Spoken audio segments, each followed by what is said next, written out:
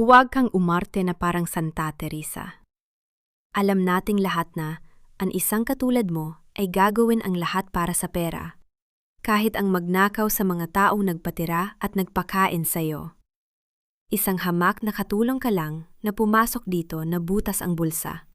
At ngayon, pati ang dangal namin ay balak mong mansahan. Ang boses ni Valerie ay parang talim ng balisong na humihiwa sa katahimikan ng mansyon ng mga Monte Claro. Sa sandaling iyon, si Teresa ay nakaluhod sa malamig na sahig ng malawak na labahan. Ang kanyang mga kamay ay kulubot at namumuti na dahil sa maghapon na pagkusot ng mga mabibigat na kurtina at sapin sa kama. Hawak-hawak niya ang isang maliit na bimpo na kapapapigalan niya sa malamig na tubig. Ang bimpong gagamitin niya sana upang punasan ang nagdiningas sa lagnat na katawan ng kanyang 3 taong gulang na anak na si Lily. Habang ang kanyang katawan ay nanginginig sa pagod at puyat, ang mga mata ni Teresa ay nakapako sa nagniningning na gintong kuwintas na kinuha ni Valerie mula sa loob ng kanyang lumang apron. Ang bawat kislap ng hiyas na iyon ay tila tawa ng demonyo na kumukutya sa kanyang kahirapan. Paano ito napunta doon? Ang tanging laman ng kanyang bulsa kanina ay ang ilang pirasong barya na pinag-ipunan niya para sa susunod na gamot ni Lily.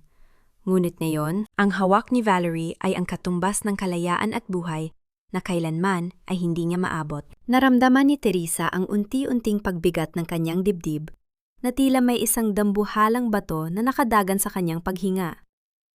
Ang kanyang lalamunan ay natuyo at ang anumang salita ng pagtatanggol ay tila natunaw sa kanyang bibig. Ang paligid ay biglang nagmula sa malabo.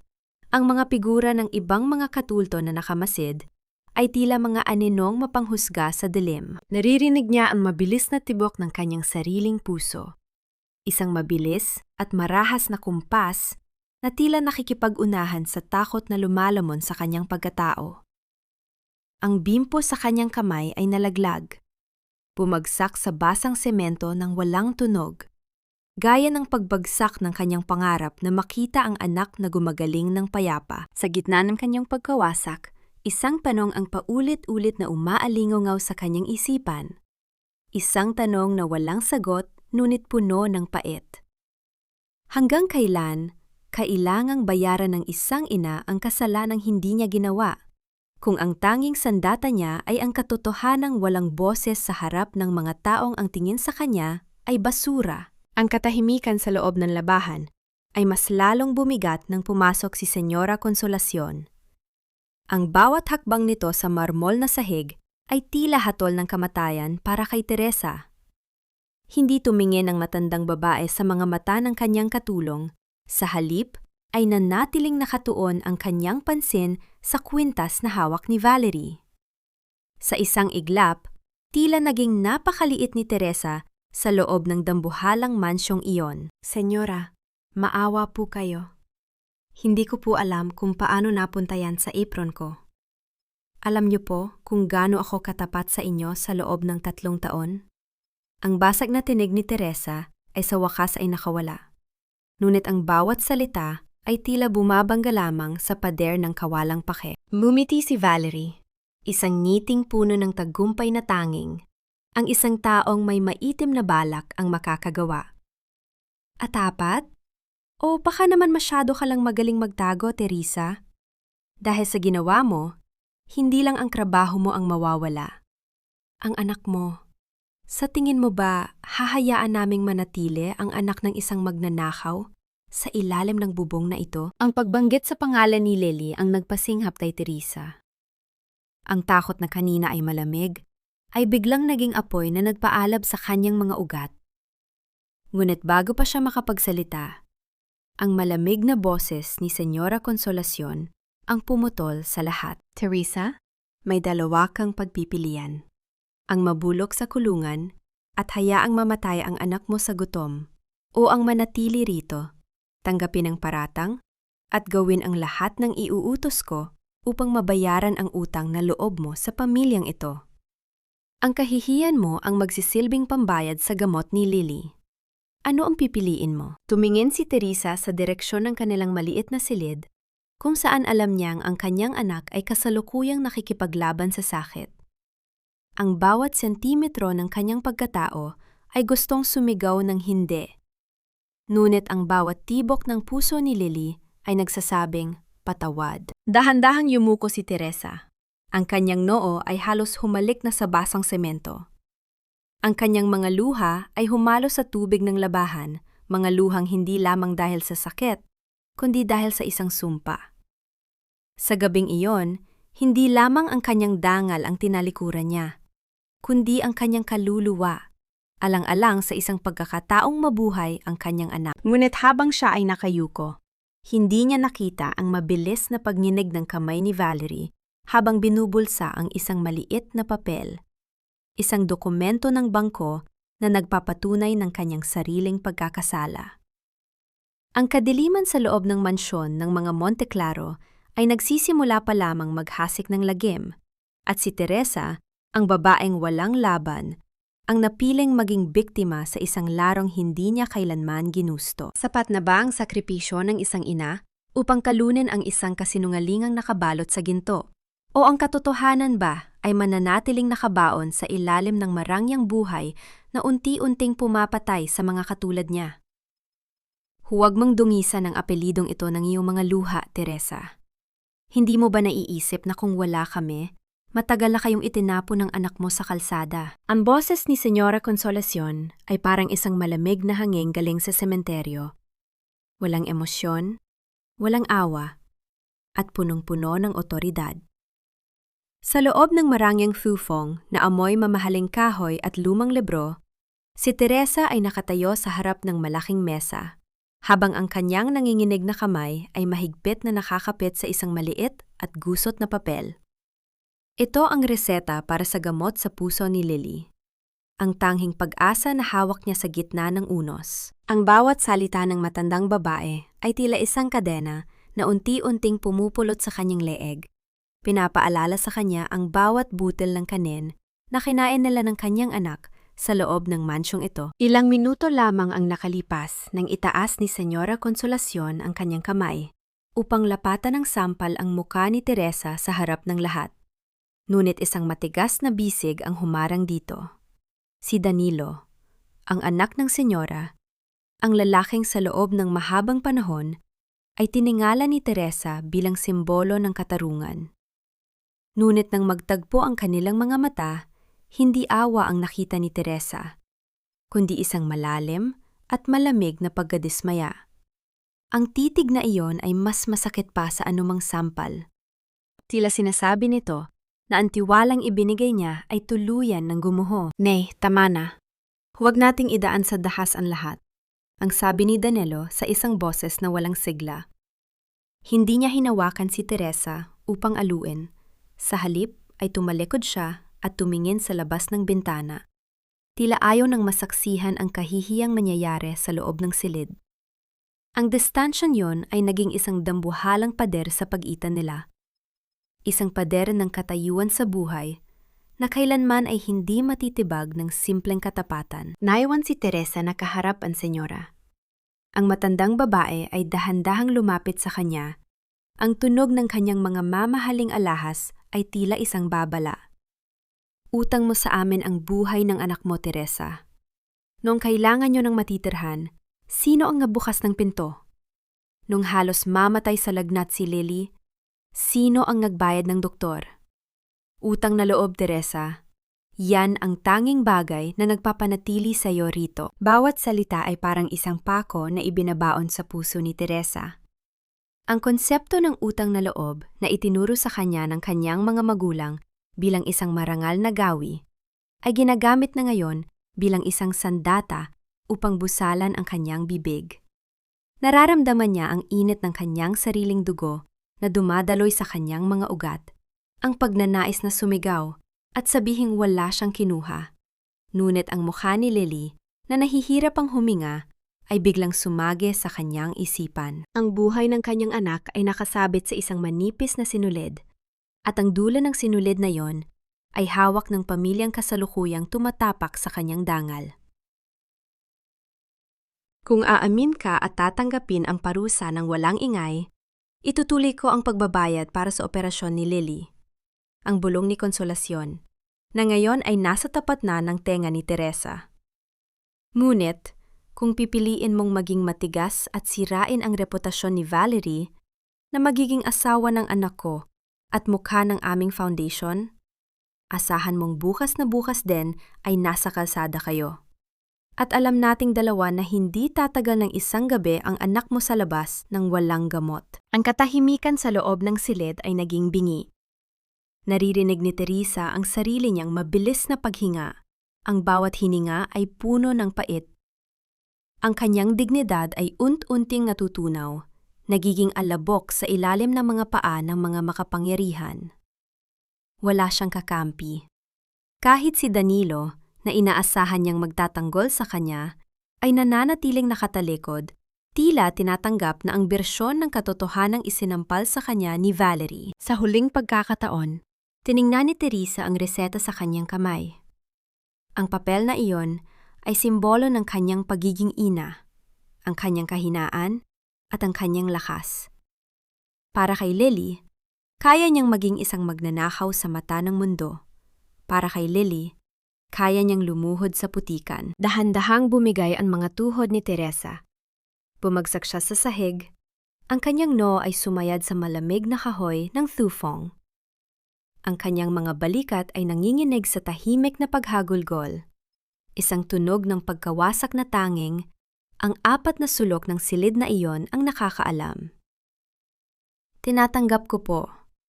Gagawin ko po ang lahat. Huwag niyo lang pong pababayaan ang anak ko. Sa labas ng pinto, nakatayo si Valerie. Ang kanyang mga labi ay nagkurba sa isang mapanuyang ngiti habang pinagmamasdan ng eksena mula sa bahagyang nakabukas na awang. Hawak niya ang isang kulay asul na folder. Ang kontrata para sa operasyon ni Lily na kailanman ay hindi niya balak ibigay ng buo. Ang tagumpay ay nasa kanyang mga kamay. At ang bawat hikbi ni Teresa ay musika sa kanyang mga pandinig. Ngunit sa gitna ng kanyang kagalakan, hindi napansin ni Valerie na ang lumang relo sa dingding ay biglang huminto sa pag-andar. Tila isang babala na ang oras ng kanyang panlilinlang ay may hangganan. At si Danilo, na hanggang ngayon ay nakatingin sa labas, ay dahan-dahang lumingon. Ang kanyang mga mata ay puno ng isang kakaibang ningning na hindi pa nakikita ng sinuman. Isang pagdududa na nagsisimulang mag-ugat sa gitna ng katahimikan. Magagawa nga ba ng isang ina na panindigan ng isang kasinungalingan kung ang kapalit nito ay ang mismong buhay na kanyang ipinaglalaban? O ang tanikala ba ng tungkulin ay unti-unting lalaslas sa kanyang leeg hanggang sa wala nang matira sa kanyang pagkatao? Huwag mong iwanan ang dumi na yan, Teresa. Kusutin mo pa hanggang sa kuminang, dahil dyan ka lang naman nababagay, sa sahig ng aking banyo. Ang boses ni Valerie ay umalingaw-ngaw sa loob ng marangyang banyo ng kanyang silid, na tila isang latigo na paulit-ulit na humahampas sa likod ni Teresa. Si Teresa ay nakaluhod sa basang tiles. Ang kanyang mga tuhod ay namumula na at sumasakit dahil sa matagal na pagkakadikit sa matigas na semento. Sa kanyang kanang kamay, hawak niya ang isang maliit na sipilyo, isang laruan ng pang-aapi na ibinigay sa kanya ni Valerie upang linisin ang bawat dugtong ng mga mamahaling marmol. Ang kanyang mga daliri ay nanginginig sa pagod, at ang balat sa kanyang mga kuko ay nagsisimula ng magsugat dahil sa matapang na kemikal ng sabon. Sa may pinto, nakatayo ang dalawang katulong na sipsip kay Valerie, sina Marites at Susan. Sila ay nagbubulungan at humihikbi ng tawa, tila nasisiyahan sa pagkakadapa ng kanilang dating kasamahan. Noong una, si Teresa ang pinakapinagkakatiwalaan sa mansyon dahil sa kanyang kasipagan. Ngunit ngayon, siya ay naging isang babala para sa lahat. Isang babala na ang katulad nilang mahihirap ay walang karapatang lumipad ng mataas. Tiniis ni Teresa ang bawat tawa at bawat pang-aabuso. Sa loob ng kanyang bulsa, hinahawakan niya ang isang maliit, tuyong dahon na ibinigay sa kanya ni Lily kaning umaga bago siya pumasok sa trabaho. Ang dahon na yon ang kanyang tanging panangga laban sa lason ng kanilang mga salita. Ginagawa niya ito para sa gamot ni Lily, para sa operasyon ni Lily. Ang bawat hagod ng sipilyo sa malamig na semento ay isang hakbang patungo sa kaligtasan ng kanyang anak, kahit na ang kapalit nito ay ang dahan-dahang pagdurog sa kanyang sariling katawan. Nang sa wakas ay umalis si Valerie kasama ang kanyang mga alipores upang magsaa sa hardin. Naiwan si Teresa na nag-iisa sa loob ng malamig na banyo. Ang kanyang likod ay tila mababali na sa matinding sakit at ang kanyang paningin ay nagdidilim dahil sa gutom. Dahan-dahan niyang binitiwan ang sipilyo at ang tunog ng pagbagsak nito sa basang tiles ay tila ang huling hininga ng kanyang natitirhang lakas. Isang marahang katok sa pinto ng banyo ang nagpabalik sa kanyang ulirat. Nang lumingon siya, nakita niya si Lolo Nestor, ang matandang tagapangasiwa ng mansyon na matagal nang naglilingkod sa mga Monte Claro. Ang mukha nito ay puno ng kulubot ng panahon, ngunit ang kanyang mga mata ay nagtataglay ng isang init na matagal nang hindi nararamdaman ni Teresa. May hawak siyang isang maliit na platito na may lamang mainit na kamote at isang baso ng malinis na tubig. "Kumain ka muna, anak?" Ang bulong ng matanda habang dahan-dahang nauupo sa tabi ni Teresa sa sahig. Walang pakialam kung mabasa ang kanyang uniforme. "Alam kong mabigat ang dinadala mo ngayon. Pero tandaan mo, ang Diyos ay hindi natutulog. Nakikita niya ang bawat patak ng iyong pawis at luha." Nang marinig ang mga salitang iyon, ang pader ng katatagan na pilit na binuo ni Teresa sa buong maghapon ay tuluyang gumuho. Kinuha niya ang kamote, ngunit hindi niya ito magawang isubo dahil sa tindi ng kanyang paghikbi. "Lolo Nestor, hindi ko po ginawa iyon. Hindi ko po ninakaw ang kwintas. Pero kailangan ko pong gawin ito para kay Lily." "Alam ko, Teresa. Kilala kita simula noong pumasok ka rito. Ang isang inang katulad mo ay kayang ibenta ang sariling kaluluwa para sa anak. Ngunit kailanman ay hindi kukuha ng pag-aari ng iba," ang sabi ni Nestor habang tinatapik ang balikat ng babae. May kakaiba kay Valerie. Noong nakaraang gabi, nakita ko siyang pumasok sa lumang bodega ng mga laruan sa dulo ng mansyon. May hawak siyang isang maliit gintong susi at tila balisa. Ayon kay Nestor, nagtago si Valerie sa dilim at inilagay ang susing iyon sa loob ng isang punit na lumang manika na nakatambak sa sulok ng bodega. Ang susing iyon, ayon sa kutob ng matanda, ay ang susi sa isang lihim na kahon na naglalaman ng mga dokumentong maaaring magbunyag sa totoong katauhan ng kasintahan ni Danilo. Bago pa man makapagtanong pa si Teresa, narinig nila ang marahas na yabag ng mga paa na papalapit sa silid. Agad na tumayo si Lolo Nestor at itinago ang platito sa kanyang likod upang protektahan si Teresa mula sa panibagong parusa. Samantala, sa labas ng mansyon, sa ilalim ng malaking puno ng akasya, kung saan walang ilaw ng kuryente na umaabot, nakatayo si Danilo. Nagpapahangin siya upang takasan ang ingay ng paghahanda para sa kanyang kasal.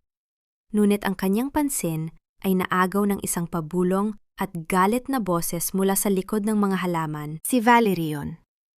Hawak niya ang kanyang telpono at ang kanyang boses na madalas ay malambing at mahinhin ay napalitan ng isang magaspang at desperadong tono.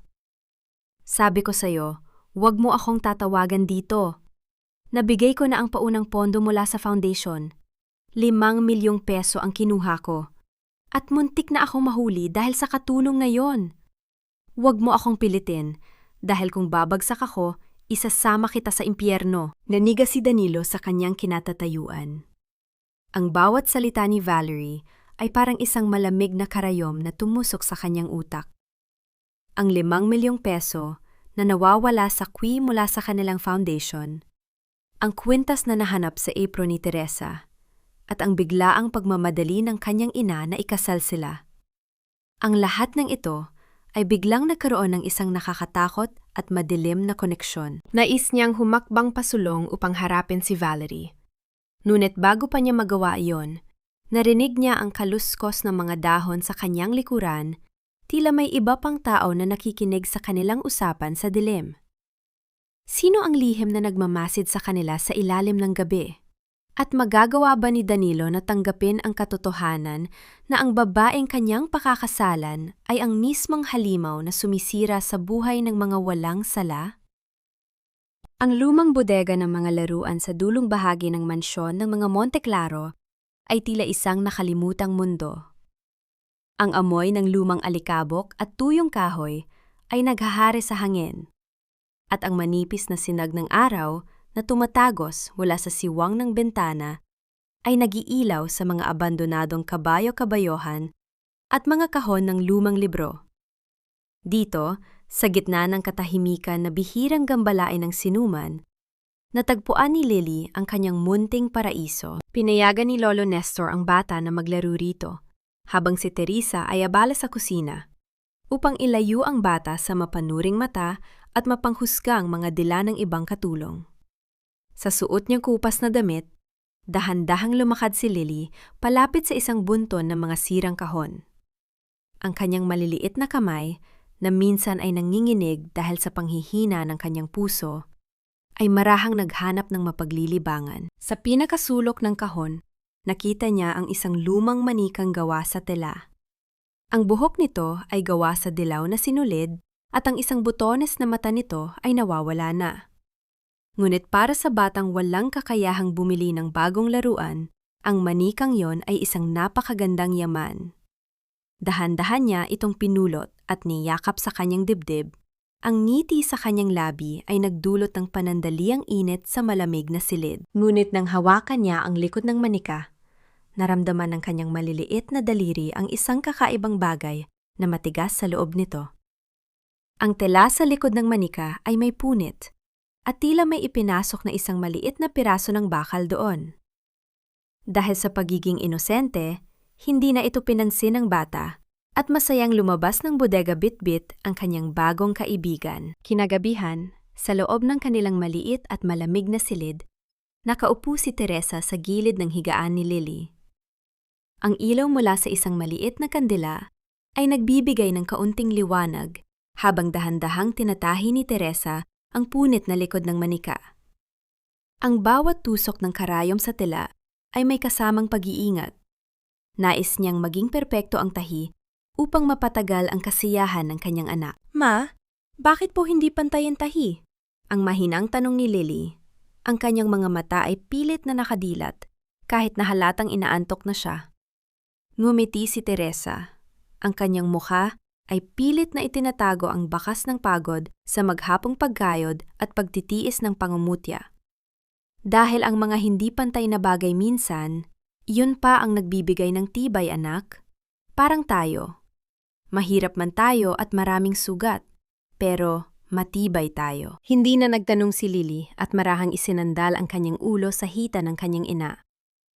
Hinaplos ni Teresa ang manipis na buhok ng bata. Ang kanyang mga daliri ay nagdadala ng walang hanggang pagmamahal. Natapos niya ang pagtahi ng hindi namamalayan na ang maliit at matigas na bagay sa loob ng manika, ang susing ginto na pilit ibinabaon ni Valerie sa limot, ay tuluyan ng nakakulong sa loob ng murang laruan. Ang manika, sa simpleng anyo nito, ay naging ang pinakamapanganib na bagay sa loob ng buong mansyon. Kinabukasan, habang nag-aayos ng mga bulaklak sa harden para sa nalalapit na kasal, nakita ni Valerie si Lily na nakaupo sa damuhan, hawak-hawak ang manikang tela. Sa una, hindi niya ito pinansin. Itinuturing lamang itong isa na namang dumi sa kanyang paningin. Ngunit nang makita niya ang dilaw na buhok na yari sa sinulid at ang nawawalang butones na mata, biglang nagbago ang kulay ng kanyang mukha. Ang kanyang mga mata ay nanlaki at ang kanyang paghinga ay naging mabilis. Ang manikang iyon. Ang manikang iyon ang ginamit niyang taguan ng susi ng kanyang lihim na kahon sa bangko. Ang kahon na naglalaman ng mga orihinal na dokumento na nagpapatunay ng kanyang pagnanakaw sa pondo ng foundation ng mga Monteclaro. Nagmamadali, ang kanyang mga takong ay bumaon sa lupa nang patakbo siyang lumapit sa bata. Ang kanyang muka ay nag-iba. Naging isang nakakatakot na maskara ng galit at takot. Hinablot niya ang manika mula sa pagkakahawak ni Lily ng napakalakas. dahilan upang mapadaing ang bata at muntik nang matumba sa lupa. "Saan mo nakuha ito?" ang sigaw ni Valerie. Ang kanyang boses ay tila isang ahas na nanunuklaw sa katahimikan ng harden. Bago pa man makasagot ang umiiyak na bata, nakita niya si Lolo Nestor na papalapit mula sa likod ng malaking puno ng mangga. At sa di kalayuan ay si Danilo na nakatayo malapit sa beranda. Nakatingin ng may masusing pagdududa sa hawak-hawak niyang manika. Ano ang gagawin ni Valerie ngayon na ang kanyang pinakamalaking lihim ay nasa kamay ng batang kanyang pilit na wawasakin? At magkakaroon kaya ng pagkakataon si Danilo na alamin ang katotohanan bago tuluyang mahulog ang lahat sa kamay ng panlilinlang. Ang hangin sa hardin ay biglang bumigat. Tila ba nagkaroon ng sarili nitong timbang na dumadagan sa balikat ng bawat isa? Ang mahigpit na pagkahahawak ni Valerie sa manika ni Lily ay naging isang malinaw na larawan ng kanyang desperasyon. Ang bata, na nanginginig at umiiyak, ay mabilis na tumakbo palapit kay Lolo Nestor, ibinabaon ang sarili sa likod ng lumang uniporme ng matanda. Dahan-dahang naglakad si Danilo papalapit. Ang kanyang mga hakbang ay hindi nagmamadali, ngunit ang bawat pagbagsak ng kanyang sapatos sa damuhan ay tila nagpapahiwatig na isang paparating na bagyo. Ang kanyang mga mata, na karaniwang puno ng pasensya at pag-unawa, ay ngayon ay nanliliit at nakatutok ng diretsyo sa manikang hawak ng kanyang kasintahan. "Anong problema, Valerie? Bakit mo inaagaw ang laruan ng isang bata?" Ang boses ni Danilo ay kalmado, nguit may nakatagong tulis na hindi pamilyar kay Valerie. Pilit na ibinalik ni Valerie ang kanyang mapanlinlang na ngiti. Ang kanyang mga kamay ay lihim na nangginginig habang pinipiga ang tela ng manika, naghahanap ng pahiwatig na naroon pa rin ang susi. "Oh, Danilo! Nagulat lang ako. Marumi ang laruwang ito. Puno ng alikabok at bakterya. Alam mo namang mahina ang puso ng batang iyan. Ayoko lamang na magkasakit siya, lalo dahil sa kapabayaan ng kanyang ina." Ang dahilan ay perpekto sa pandinig, nakabalot sa pag-aalala. Ngunit sa isip ni Danilo, ang mga salita ay hindi tumutugma sa galit at takot na nakita niya sa mukha nito ilang segundo lang ang nakalipas. Naalala niya ang usapan sa dilim na kanyang narinig kagabi, ang 5 milyong piso, ang takot na mabunyag, at ang banta ng pagbagsak. At ngayon, ang matinding interes sa isang lumang, maruming manika. Bago pa man makapagsalita si Danilo, dumating si Teresa. Tumatakbo at pawisan mula sa kusina, at agad na niyakap ang umiiyak na si Lily. Nang makita niya si Valerie na hawak ang manika ng kanyang anak, agad siyang napayuko. Ang kanyang buong katawan ay nagpapahayag ng pagpapasakop upang hindi magalit ang mga nasa taas. "Patawad po, Ma'am Valerie. Patawad po kung nakapagdala ng maruming bagay ang anak ko sa harden. Kukunin ko na po at itatapon." Tila nakakatita ng pagkakataon si Valerie. "Oo, Teresa, itapon mo ito. Masyado nang marumi ito para sa bata." Inilapit niya ang manika kay Teresa, handang ibigay. Ngunit nag-iba ang kanyang isip nang maramdaman niyang matibay ang tahi sa likod nito. Hindi niya maaring ibigay ang manika nang hindi nasisigurong walang makakakita sa loob. Bawi niya ang kanyang kamay ng mabilis. Actually, ako na ang magtatapon nito sa labas, para makasiguro tayo." Ngunit bago pa niya mailayo ang manika, hinawakan ni Danilo ang pulso ni Valerie. Ang kanyang pagkakahawak ay mahigpit, sapat upang iparamdam na hindi siya nakikipaglaro. "Hayaan mong si Teresa ang kumuha ng laruan ng kanyang anak, Valerie. May mga tauhan tayo na maglilinis niyan. At higit sa lahat, hindi ka dapat nagpapakababa para magtapon ng basura." Ang mga salita ni Danilo ay puno ng diin, at ang kanyang mga mata ay nagtatanong ng mga tanong na hindi masagot ni Valerie nang hindi nauutal. Walang nagawa si Valerie kundi bitawan ang manika. Kinuha ito ni Teresa nang may panghinginig. Nagpapasalamat ng paulit-ulit at mabilis na dinala si Lily pabalik sa lugar ng mga katulong. Nang maiwan silang dalawa, hinarap ni Danilo si Valerie. Ang kanyang matangkad na anyo ay nagbibigay ng anino na tila bumabalot sa babae.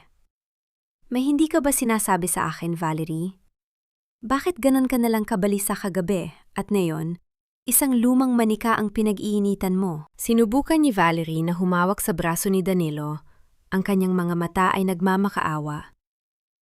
Danilo, pagod na ako sa pag-aasikaso ng kasal natin. Ang daming pressure galing kay Tita Konsolasyon. Pati ang foundation, kailangan kong ayusin ang mga ulat. Gusto ko lang na maging perpekto ang lahat para sa pamilya niyo. Ginagamit ni Valerie ang utang na loob at ang obligasyon ni Danilo sa pamilya upang takasan ang sitwasyon. Ngunit sa pagkakataong ito, hindi gumana ang kanyang mahika. Tiningnan ni Danilo ang kamay nitong nakakapit sa kanyang braso at dahan-dahang inalis ito. Hindi siya umimik. Tumalikod siya at naglakad patungo sa kanyang opisina. Iniiwan si Valerie na puno ng takot at pag-aalinlangan. Nang gabing iyon, matapos makuha ang tiwala na tulog na ang lahat, pumasok si Danilo sa opisina ng foundation sa loob ng mansyon. Humarap siya sa asero na cabinet kung saan nakatago ang mga ulat sa pananalapi na ginawa ni Valerie. Gamit ang master key ng pamilya, binuksan niya ito. Nang simula niyang basahin ang mga numero, nakita niya ang malinaw na pandaraya, mga peking kumpanya at sobrang bayad sa mga supplier. Ang kanyang dibdib ay sumikip sa galit. Hindi lamang pera ang ninanakaw ni Valerie, kundi ang tiwala ng kanyang pamilya at higit sa lahat, upang pagtakpan ang lahat ng ito, sinira nito ang danggal ng isang inang inosente. Habang nakatayo si Danilo at tinititigan ang mga patunay ng palilinlang, isang anino ang gumalaw sa labas ng bintana ng opisina. Nakita siya. Malalaman ba ni Valerie ang ginagawang investigasyon ni Danilo? At paano gagamitin ni Danilo ang katotohanan ito nang hindi nadadamay ang naghihingalong buhay ng batang si Lily na ang kaligtasan ay nasa kamay pa rin ng mga kontrabida? Ang gabi ay walang bituin at ang hangin ay nagdadala ng amoy ng paparating na ulan. Tila nakikiramay sa bigat na nararamdaman sa loob ng silid ng mga katulong. Sa loob ng maliit na espasyo, ang init ay halos hindi makahinga. Ngunit ang katawan ni Lily ay nanlalamig. Nakahiga ang bata sa manipis na banig. Ang kanyang dibdib ay mabilis na umaangat baba. At ang kanyang maliliit na labi ay nagsisimulang maging kulay lila. Nakayuko si Teresa sa tabi ng kanyang anak. Ang kanyang mga mata ay pilit na nanatiling bukas, kahit ang bawat himaymay ng kanyang katawan ay sumisigaw ng pagod. Ang bimpo na pamunas niya ay paulit-ulit niyang ibinababad sa palanggana, umaasang ang malamig na tubig ay mapapawi ang lagnat na unti-unting kumakain sa lakas ni Lily. Ngunit ang sakit ng bata ay hindi simpleng lagnat. Ito ang kanyang puso na nagsisimula ng bumigay. Masakit po, ang bulong ni Lily. Ang kanyang boses ay tila isang hangin na madaling mawala. Ang mga salitang iyon ay parang isang patalim na direktang tumusok sa puso ni Teresa. Kailangan niya ng gamot.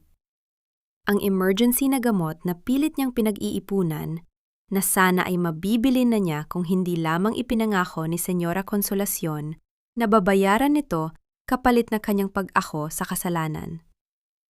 Ngunit lumipas ang mga araw at ang pangako ay nanatiling hangin. Wala nang ibang paraan. Tumayo si Teresa, binalot ng kumot si Lily at tinakbo ang mahabang pasilyo patungo sa pangunahing bahagi ng mansyon. Hating gabi na, at ang bawat hakbang niya sa makinis na sahig ay tila etso ng kanyang kawalang pag-asa. Tumigil siya sa harap ng malaking pintuan ng kwarto ni Valerie. Dito nakasalalay ang pondo ng foundation, ang pondo na dapat sana ay magliligtas sa buhay ng kanyang anak. Bumagsak ang mga tuhod ni Teresa sa malamig na sahig at dahan-dahang kumatok. Naghintay siya, ngunit walang sumagot. Kumatok siya ulit, mas malakas. At ngayon ay sinabayan niya ng hikbi. Ma'am Valerie, maawa po kayo. Kailangan ko po ng advance sa pondo para sa gamot ni Lily. Nangako po ang senyora. Inatake po sa puso ang anak ko. Parang awa niyo na po. Ang pinto ay bahagyang bumukas. Inilalabas ang mukha ni Valerie na nakasuot ng mamahaling pantulog, Ang kanyang mga mata ay walang kahit na anong bahid ng antok. Tila kanina pa siya naghihintay sa pagkakataong ito. Tiningnan niya si Teresa mula ulo hanggang paa. Ang kanyang labi ay nagpakawala ng isang maliit, mapangutyang ngiti. Pondo ng foundation? Para sa anak ng isang magnanakaw? Ang boses ni Valerie ay sadyang nilakasan upang masiguro na maririnig ito ng sinumang gising sa paligid. Huwag kang makapalang mukha, Teresa. Ang foundation ay para sa mga taong karapat-dapat, hindi para sa mga patay gutom na sumisira sa tiwala ng aming pamilya. Umalis ka sa harap ko bago ko pa ipatawag ang mga gwardiya para itapon kayo ng anak mong may sakit sa labas ng gate. Hinarang ni Teresa ang kanyang kamay nang subukan ni Valerie na isara ang pinto. Ang kanyang mga daliri ay naipit at nasaktan, ngunit hindi niya ito ininda. Ma'am, binigay ko po ang dangal ko gaya ng gusto ninyo. Inako ko po ang kasalanan para mabuhay ang anak ko. Ibigay niyo lang po ang kailangan niya para sa ospital na yan gabi. Ako na po ang magiging alipin niyo habang buhay. Tinitigan ni Valerie ang kamay ni Teresa na nakaharang sa pinto, at walang pag-aalinlangang inapakan ito ng kanyang paa. Napasigaw si Teresa sa matinding sakit, ngunit hindi siya bumitaw. Ang buhay ng anak mo ay walang halaga sa akin, Teresa. Kung mamatay siya, mas pabor sa amin dahil mababawasan kami ng palamunin. Ngayon, lumayas ka bago ko basagin ang kamay mo. Ang malupit na banta ni Valerie bago niya tuluyang itinulak si Teresa gamit ang pinto, sapat upang mawala ng balanse ang katulong at bumagsak sa sahig. Sarado na ang pinto. Ang katotohanan ay pumasok na sa isip ni Teresa.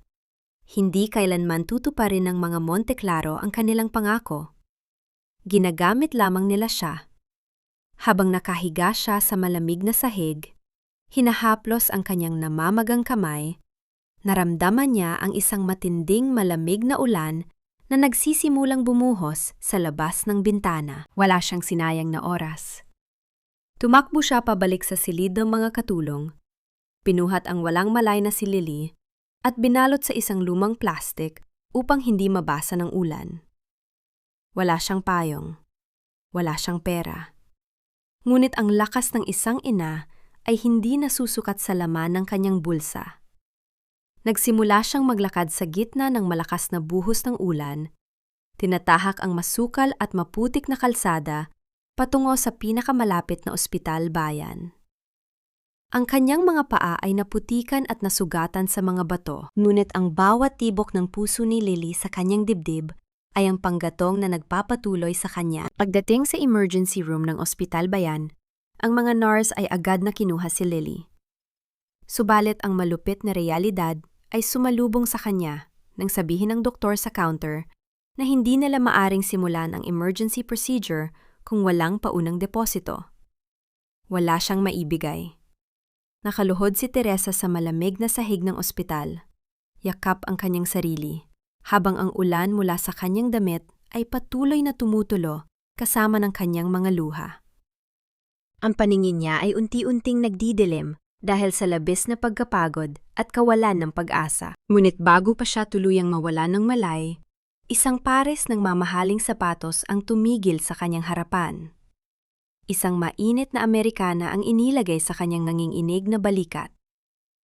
Nang itaas niya ang kanyang mukha, nakita niya ang lalaking huling inasahan niyang makikita sa lugar na iyon. Nakatayo si Danilo, basa ang buhok mula sa ulan, at ang kanyang mga mata ay puno ng isang emosyon na hindi inaasahan ni Teresa. Hindi awa, kundi matinding kalungkutan at galit sa kanyang sariling pamilya. Paano natagpuan ni Danilo si Teresa sa gitna ng unos? At ano ang ibig sabihin ng kanyang pagdating para sa kinabukasan ng inang inagawa ng lahat? Ang maliwanag na ilaw ng ospital ay tila nakakasilaw. Ngunit sa sandaling iyon, ang tanging malinaw sa paningin ni Teresa ay ang mukha ni Danilo. Ang Amerikana na ibinalot ng binata sa kanyang balikat ay nagdadala ng init na matagal na niyang hindi naramdaman. Isang init na tila pumapasok hanggang sa kanyang nanlalamig na kaluluwa. Bago pa siya makapagsalita o magpasalamat, dumaan ang doktor at ipinaalam na sinimula na nila ang emergency procedure para kay Lily. Habil na ayos na ang lahat ng bayarin. Ako na ang nagbayad, Teresa. Ang mahinang sabi ni Danilo. Ang kanyang boses ay may halong pagsisisi. Pasensya na kung ngayon lang ako dumating. Napaiyak si Teresa, hindi dahil sa lungkot, kundi dahil sa matinding kaginhawaan.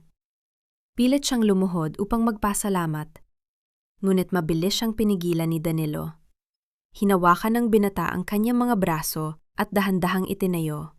Hindi alintana ang putik at ulan na dumikit sa kanyang mamahaling damit mula kay Teresa. Iginya ni Danilo si Teresa, patungo sa isang upuan, sa labas ng kwarto, kung saan inoobserbahan si Lily. Tahimik silang naupo ng magkatabi. Ang tanging naririnig ay ang mahinang pag-agos ng ulan sa labas ng bintana at ang regular na tunog ng monitor ng tibok ng puso mula sa loob ng silid. Ang distansya sa pagitan nila, na dati isinukat sa yaman at estado, ay biglang nawala. Sa sandaling ito, sila ay dalawang tao lamang na parehang nag-aalala sa buhay ng isang inosenteng bata. Nanginig ang kamay ni Teresa, habang pilit na pinupunasan ang putik sa kanyang binti. Nahihiya sa kanyang kalagayan. Nakita ito ni Danilo. Dahan-dahan niyang kinuha ang malinis na panyo mula sa kanyang bulsa at, nang walang salita, lumuhod siya sa harap ni Teresa. Ang tagapagmana ng mga Monte Claro ay nakaluhod sa harap ng isang katulong, maingat at banayad na pinupunasan ang putik sa mga paa ng babaeng inabuso ng kanyang pamilya. Sir Danilo, huwag po. Madudumihan kayo. Ang bulong ni Teresa. Ang kanyang boses ay naninginig sa hiya at takot na baka may makakita at isumbong sila. Hindi tumigil si Danilo. Sa halip ay tumingala siya. Ang kanyang mga mata ay nagtataglay ng isang kalungkutan na sumasalamin sa kalungkutan ni Teresa.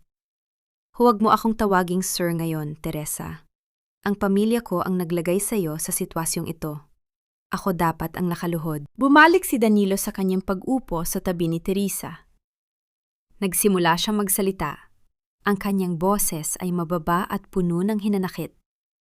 Inamin niya na nakita niya ang lahat. Nakita niya ang pagkatok ni Teresa sa pinto ni Valerie. Narinig niya ang bawat malupit na salita. At nakita niya ang pag-apak ni Valerie sa kamay ni Teresa. Sinubukan niyang lumabas. Ngunit bago pa siya makarating sa pasilyo, nakatakbo na si Teresa palabas ng mansyon sa gitna ng ulan. Ginamit niya ang sasakyan upang sundan ito hanggang sa ospital. Ang pera ng foundation. Alam ko na hindi ikaw ang kumuha ng kwentas, Teresa. Alam ko na ginagamit ka lang nila upang pagtakpan ang pagkukulang sa pondo. Ang pag-amin ni Danilo. Ang bawat salita ay tila pag-amin ng sariling kasalanan. Dahil hindi siya kumilos ng mas maaga, hindi makapaniwala si Teresa sa naririnig. Ang lalaking akala niya ay kabilang sa mga nang-aapi sa kanya ay ngayon ang tanging taong nagbibigay sa kanya ng katotohanan at hustisya. Ang mga luha ay muling pumatak mula sa kanyang mga mata. Hindi na luha ng takot, kundi luha ng isang pusong sa wakas ay pinaniwalaan. Nang hindi na niya mapigilan ang pagod at bigat ng kanyang nararamdaman, marahang napasandal ang ulo ni Teresa sa balikat ni Danilo. Inaasahan niyang itutulak siya nito palayo. Ngunit sa halip, naramdaman niya ang marahang pag-akbay ng braso ni Danilo sa kanyang likuran, ibinibigay ang suportang matagal na niyang kailangan. Sa kauna-unahang pagkakataon sa mahabang panahon, naramdaman ni Teresa na siya ay ligtas. Ang amoy ng pabango ng binata na may halong amoy ng ulan ay nagbigay ng kapayapaan sa kanyang magulong isipan. Habang tahimik silang nakaupo, pinapanood ang kalmadong mukha ni Lily sa loob ng silid. Isang bagong uri ng pag-asa ang nagsimulang umusbong. Hindi ito isang mabilis na pag-ibig na nakikita sa mga pelikula, kundi isang malalim at tahimik na koneksyon na nabuo mula sa pag-unawa at pagrespeto. Sa sandaling iyon, hindi mahalaga ang titulo ni Danilo o ang pagiging katulong ni Teresa. Ang mahalaga ay ang init ng kanilang pagkakayakap at ang pangako na hindi nahahayaan ni Danilo na masaktan pa si Teresa. Ngunit ang kapayapaang ito ay pansamantala lamang. Sa mansyon ng mga Monteclaro, bumukas ang pinto ng opisina ni Danilo. Nakita ni Senyora Consolacion na bukas ang asero na cabinet at nawawala ang mga dokumentong dapat sana ay magpapatunay sa inosensya ng foundation. Ang matandang babae, kasama ang kanyang mga alipores, ay naghahanda ng ipatawag ang pulisya. Iniisip na tinulungan ni Danilo ang magnanakaw na tumakas kasama ang mga mahahalagang papeles. Sa pag-uwi ni Danilo, hindi lamang pagtatanggol kay Teresa ang kanyang haharapin, kundi ang tuluyang pagkalas mula sa tanikala ng kanyang sariling pamilya. Handang harapin ni Danilo ang galit ng kanyang ina upang protektahan ang babaeng unti-unti nang nagkakaroon ng puwang sa kanyang puso. Ibigay mo sa akin ang basurang yan, o sisiguraduhin kong bukas ay wala na kayong babalikang ospital. Ang tinig ni Valerie ay parang isang madilim na bulong na nagmumula sa kailaliman ng lupa. Sa loob ng maliit at masikip na silid ng mga katulong, ang liwanag mula sa bintana ay nagbibigay ng mahabang anino sa kanyang mukha na nagmumukhang isang maskara ng purong galit.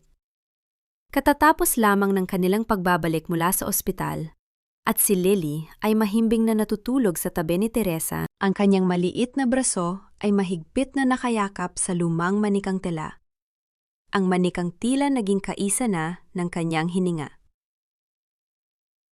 Naramdaman ni Teresa ang biglang paglamig ng kanyang sikmura. Ang banta ni Valerie ay hindi lamang basta salita. Ito ay isang hatol na alam niyang kayang isakatuparan ng babaeng ito. Tiningnan ni Teresa ang kanyang anak, na kahit sa pagtulog ay bakas pa rin ang kaputlaan sa mga pisngi. Ang bawat sentimetro ng kanyang pagkatao ay nagnanais na protektahan ang tanging kaligayahan ni Lily. Ngunit ang takot na mawalan muli ng tulong medikal ay tila isang malaking kamay na sumasakal sa kanyang leeg. Dahan-dahang gumalaw si Teresa upang harangan si Valerie. Ang kanyang katawan ay naging isang kalasag sa pagitan ng kontrabida at ng kanyang anak. Ma'am, laruan lang po ito ng bata. Wala po itong halaga sa inyo. Parang awa niyo na po. Huwag niyo nang kunin ang kaisa-isang bagay na nagpapasaya sa kanya. Wala akong pakialam sa kaligayahan ng batang yan. Ang asik ni Valerie, habang ang kanyang mga mata ay nananatiling nakatitig sa manika na tila ito ay isang gintong kailangan niyang mabawi. Ang manikang yan ay sa mga Monteclaro. Galing yan sa bodega namin, kaya may karapatan akong bawiin yan anumang oras ko gusto. Sa gitna ng tensyon, naramdaman ni Teresa ang pagbukas ng pinto. Sa anino ng pasilyo, nakatayo si Lolo Nestor. Ang matanda ay tahimik na nagmamasid. Ang kanyang mga mata ay tila may binabasang nakaraan sa mukha ni Valerie. Naalala ni Nestor ang isang batang babae na nakita niya sa isang lumang litrato sa tufong ng ama ni Valerie. Isang batang hindi nakasuot ng seda at brilyante, kundi isang batang may bakas ng kahirapan bago pa man ito makuha ang tiwala ng mga Monteclaro. Ang lihim ng nakaraan ni Valerie ay unti-unti nang nagkakaroon ng hugis sa isipan ng matanda. Valerie, sapat na ang gulo ngayong gabi. Ang malalim at mahinahong boses ni Nestor ang bumasag sa katahimikan. Ang senyora ay naghahanap sa iyo. Huwag mo hayaang ang isang lumang laruan ang maging dahilan ng pagdududa niya sa iyo. Napatigil si Valerie. Ang kanyang mga ngipin ay nagangalit sa inis. Tumingin siya ng matalim kay Nestor bago muling ibinaling ang paningin kay Teresa. Hindi pa tayo tapos. Sisiguraduhin kong ang manikang iyan ang magiging huling bagay na hahawakan ng anak mo bago kayo tuluyang mawala sa mansyong ito. Lumabas si Valerie ng silid. Ang bawat hakbang niya ay tila isang banta ng paparating na unos. Naiwan si Teresa na nanginghinig, habang si Nestor ay lumapit at tinabihan siya. Mag-ingat ka, Teresa. Ang taong natatakot ay ang pinakamapanganib na kalaban. May itinatago si Valerie sa loob ng manikang yan na higit pa sa ginto. Nang lumalim ang gabi, ang katahimikan sa mansyon ay naging nakabibingi. Si Teresa ay hindi makatulog. Ang bawat kaluskos ng dahon sa labas ay tila tunog ng mga yabag na papalapit. Sa kabilang bahagya ng mansyon, sa loob ng kanyang marangyang silid, si Valerie ay hindi mapakali. Ang desperasyon ay tila isang lason na kumakalat sa kanyang isipan. Hindi siya maaaring matulog hanggat ang susing iyon ay nasa kamay pa ng bata. Kumuha si Valerie ng isang matalas na gunting mula sa kanyang vanity table. Ang kislap ng talim nito sa ilalim ng liwanag ng buwan ay tila isang nakakatakot na pangitain. Dahan-dahan siyang lumabas ng kanyang silid, ang kanyang mga hakbang ay walang tunog sa makapal na alpombra. Tinahak niya ang madilim na pasilyo patungo sa silid ni Lily. Pagdating sa harap ng pinto, dahan-dahan niyang inikot ang hawakan. Ang tunog ng dahan-dahang pagbukas ng pinto ay tila isang huling hininga sa gitna ng katahimikan. Pumasok siya sa loob. Ang kanyang paningin ay nakatuon sa natutulog na si Lily at ang manikang nakayakap dito. Itinaas ni Valerie ang gunting. Ang talim nito ay nakaturo sa manika, handang laslasin ang tela upang bawiin ang kanyang lihim. Ngunit sa gitna ng kanyang pagkilos, isang malamig na kamay ang humawak sa kanyang pulso. Sa dilim, ang kislap ng mga mata ni Teresa ay sumalubong sa kanya.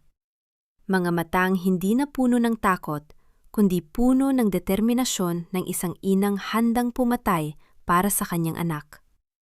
Sapat na ba ang tapang ni Teresa upang pigilan ang halimaw na nasa kanyang harapan, o ang talim ng gunting ni Valerie ang tuluyang puputol sa huling pag-asa ng inang walang kalaban-laban? Huwag mong subukan, Valerie. Huwag sa harap ng bata. Ang boses ni Teresa ay hindi na nanginginig. Sa madilim na silid, ang kanyang mga kamay ay mahigpit na nakakapit sa pulso ni Valerie. Pinipipilan ang matalim na gunting na lumaslas sa katahimikan ng gabi. Ang kislap ng bakal ay tila isang sumpa sa ilalim ng malamig na liwanag ng buwan na tumatagos sa bintana. Sa sandaling iyon, ang hininga ni Valerie ay naging mabilis at mababaw. Ang kanyang mukha ay puno ng pagkagulat na ang isang hamak na katulton ay may lakas ng loob na lumaban sa kanya. Bago pa man makasigaw o makapanlaban si Valerie, ang pinto ng silid ay dahan-dahang bumukas ng mas malawak. Ang anino ng isang matangkad at medyo kuba ng figura ay pumasok sa loob. Si Lolo Nestor. Hawak niya ang isang lumang lampara na nagbibigay ng madilaw na liwanag, sapat upang ipakita ang nakakatakot na eksena sa loob ng silid. Nakalimutan mo yata ang iyong hinahanap sa kabilang panig ng mansyon, Valerie? Ang sabi ni Nestor sa isang boses na puno ng babala. Ang silid na ito ay para sa mga nagpapahinga, hindi para sa mga naghahanap ng kung ano-anong bagay sa dilim. Mabilis na binuwi ni Valerie ang kanyang kamay. Itinago ang gunting sa likod ng kanyang mamahaling robe. Ang kanyang mukha ay agad na nagbago. Naging isang maskara ng pagkukunyari. Naghahanap lang ako ng tela, Nestor. May punit ang aking gown para sa party bukas at akala ko ay may maitutulong si Teresa. Hindi ko sinasadyang manakot. Isang halatang kasinungalingan. Ngunit walang sinuman sa kanila ang nagnanais na palalain ang gulo sa oras na iyon. Sa isang huling matalim na tingin kay Teresa, lumabas si Valerie ng silid. Ang tunog ng kanyang mga takong ay dahan-dahang nawala sa pasilyo. Naiwan si Teresa na humihingal. Ang kanyang puso ay tila gustong kumawala sa kanyang dibdib. Nang makaalis ang kontrabida, lumapit si Nestor at inilapag ang lampara. Kinuha ni Teresa ang manika mula sa pagkakayakap ng natutulog na si Lily. Napansin niya na ang tahi na ginawa niya gamit ang pulang sinulid ay tila lumuwag dahil sa paghila ni Valerie kanina sa harden. Sa unang pagkakataon, ipinasok ni Teresa ang kanyang daliri sa loob ng punit. Naramdaman niya ang isang matigas at malamig na bakal. Isang susi. Bago pa niya ito mailabas, narinig nila ang marahas na pagtawag ni Senyora Consolacion mula sa hagdanan. Teresa! Halika rito sa kusina! Ngayon na! Ang utang na loob na naman ang ginagamit na tanikala upang pigilan siya. Walang nagawa si Teresa, kundi mabilis na itago ang manika sa ilalim ng una ni Lily at sumunod sa tawag ng kanyang amo. Samantala, sa labas ng mansyon, sa ilalim ng malaking puno ng mangga na sakop ng dilim, nagtagpo ang landas ni na Danilo at Lolo Nestor. Inabot ng matanda ang isang kulay kayumanging sobre sa binata. Sa loob nito ay ang mga kopya ng mga pekeng transaksyon na matyagang kinuha ni Nestor mula sa basurahan at mga lihim na dokumento ni Valerie sa loob ng maraming buwan. Ang mga numerong ito ay hindi nagsisinungaling, Danilo, ang bulong ni Nestor. Ang babaeng pakakasalan mo ay unti-unting kinakain ang pondo ng inyong pamilya upang itapal sa butas na bulsa ng kanyang sariling mga kamag-anak. At si Teresa, ang ginagawa niyang panakip butas. Tinitigan ni Danilo ang mga papel. Ang kanyang panga ay nagngangalit sa galit. Sapat na ito, Nestor. Ngunit kailangan natin ng huling piraso ng ebidensya, ang susi sa kanyang lihim na vault sa bangko. Doon nakatago ang orihinal na kontrata ng foundation. Ang susi ay nasa loob ng manika, Danilo, ang sagot ni Nestor. Ngunit kailangan nating mag-ingat. Ang hayop na nasusukol ay ang pinakamabangis na kumagat. Habang ang lahat ay naghahanda para sa grandiosong party sa susunod na gabi, ang katahimikan sa loob ng mansyon ay tila ang katahimikan bago ang isang malakas na pagsabog. Si Valerie, na nakaramdam na naipit na siya, ay pumasok sa kanyang silid at mabilis na nagdial sa kanyang telpono. "Makinig ka," ang bulong niya sa kausap sa kabilang linya. Ang kanyang boses ay puno ng lason. "Pagkatapos ng party bukas, siguraduhin mong hindi na makikita ang katulong na yon. Dalhin mo siya sa malayo o gawin mo ang lahat para manahimik siya habang buhay. Hindi ako papayag na isang basura lang ang sisira sa pangarap kong maging isang Monte Claro." Ang utos ay naibigay na. Ang bitag ay nakahanda.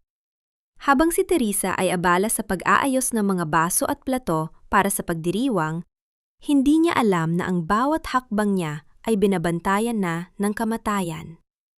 Ang tunog ng mga kuliglig sa labas ay tila isang malungkot na awit ng pamamaalam, habang ang pulang sinulid sa manika ni Lily ay tila isang mansa ng dugo na nagbabala sa madugong pagtatapos ng gabi. Magagawa ba ni Danilo na iligtas si Teresa bago pa mahuli ang lahat? O ang gabi ng party ay magiging gabi ng tuluyang pagkawala ng inang, ang tanghing kasalanan ay ang magmahal ng wagas? Isang baso lang ng tubig, Teresa. Hindi mo pa maibigay ng maayos? O baka naman pati ang tubig ay balak mo ring nakawin para ilagay sa bulsa mo? Ang boses ni Valerie ay tila isang matalim na huni ng sirena na bumasag sa mahinhin na musika ng biolin sa loob ng malawak na bulwagan.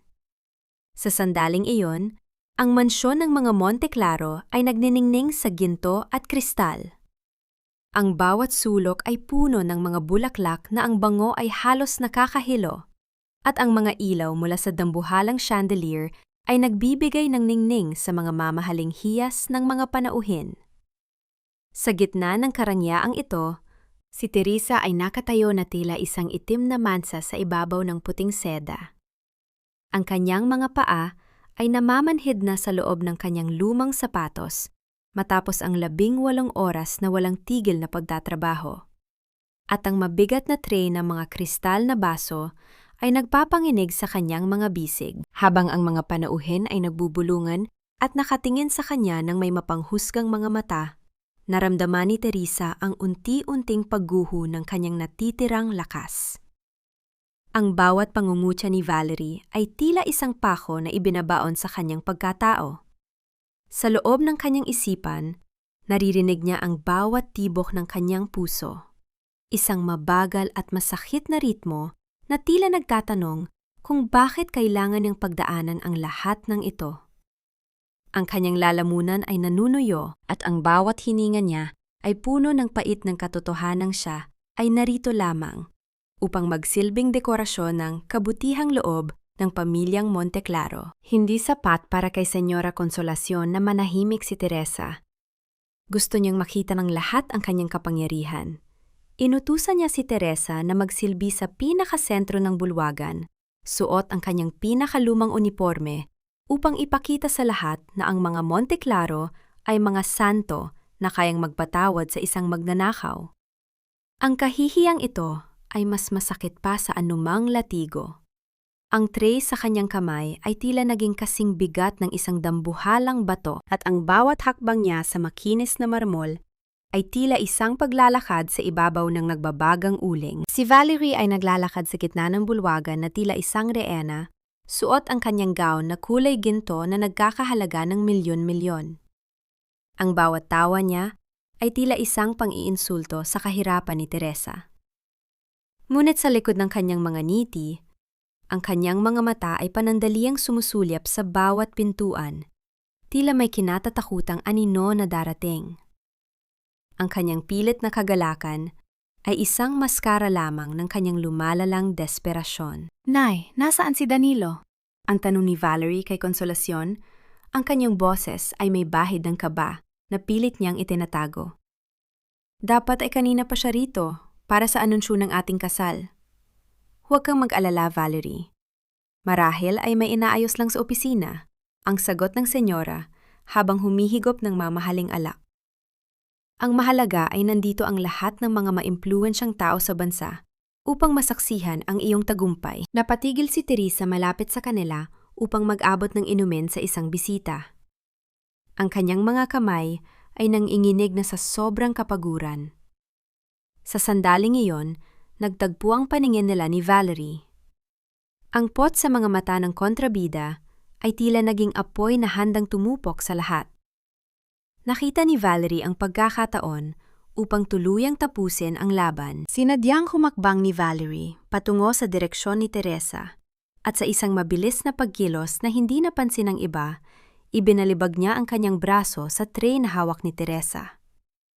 Ang tunog ng mga kristal na basong nababasag sa sahig ay tila isang pagsabog sa gitna ng katahimikan. Ang pulang alak ay tumalsik sa gintong gown ni Valerie, dahan-dahang kumakalat na tila isang malaking mansa ng dugo sa kanyang dibdib. "Teresa, ang gown ko!" Ang sigaw ni Valerie na yumanig sa buong bulwagan. Ang kanyang boses ay puno ng galit na hindi na kailangan pang ikubli. "Sinadya mo ito?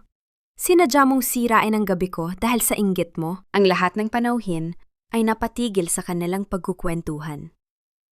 Ang musika ay huminto, at ang tanging naririnig ay ang mabilis na paghinga ni Valerie at ang tunog ng bawat patak ng alak mula sa laylayan ng kanyang damit patungo sa sahig.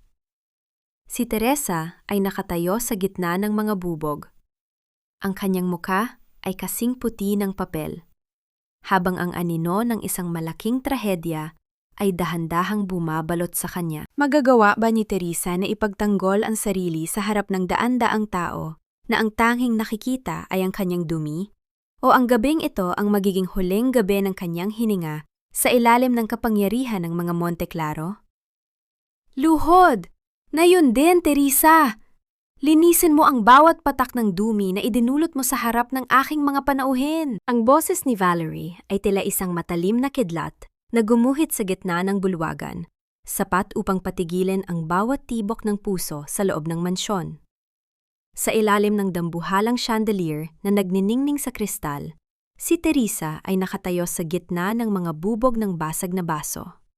Ang mapulang alak ay dahan-dahang umaagos sa pagitan ng mga piraso ng kristal na tila isang mansa ng dugo sa ibabaw ng mapuputing marmol. Nararamdaman ni Teresa ang bigat ng daan-daang pares ng mata na nakatitig sa kanya. Mga matang puno ng pagkasuklam, pangumutya at kawalang pake. Ang kanyang mga tuhod ay nagsimulang manginig. Hindi dahil sa takot sa pisikal na sakit, kundi dahil sa matinding kahihiyang dahan-dahang lumalamon sa kanyang kaluluwa. Tumingin siya sa paligid, naghahanap ng kahit isang muka na may bahid ng awa.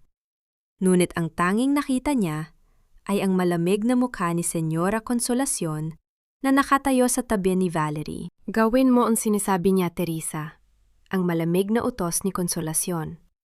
"Isalba mo ang natitirang hiya ng pamilyang ito.